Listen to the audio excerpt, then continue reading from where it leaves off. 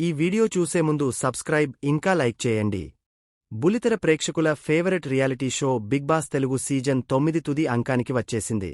September 7న అట్టహాసంగా ప్రారంభమైన ఈ షో ఇప్పటివరకు 13 వారాలు పూర్తి చేసుకుంది. ఇప్పుడు 14వ వారంలోకి అడుగు పెట్టేసింది. అంటే మరో 2 వారాల్లో ఈ reality షోకు end card పడనుంది.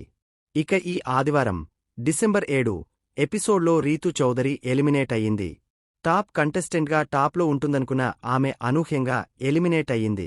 Big boss house నుంచి బయటకు రాగానే ప్రెస్ మీట్ పెట్టింది రీతూ. ఈ సందర్భంగా తన బిగ్ బాస్ ప్రయాణం, డిమాండ్ పవన్తో రిలేషన్షిప్ తదితర విషయాలపై ఆసక్తికర కామెంట్స్ చేసింది. ఈ సందర్భంగా బిగ్ బాస్ టాప్లో ఎవరెవరు ఉంటారని ఒక రిపోర్టర్ రీతూను అడిగాడు.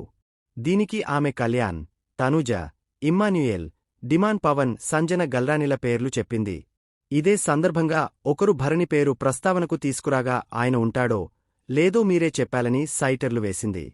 ఇక విన్నర్ ఎవరవుతారని అడగ్గా ఈ మాటకు కూడా సరిగ్గా సమాధానం చెప్పలేదు రీతూ. ఇక మరో సందర్భంలో డిమాండ్ పవన్ టాప్లో ఉంటాడా అని అడుగగా అవును ఉంటాడు. నిన్నటి వరకు నేను హౌస్లో ఉండాలనే ఆడాను.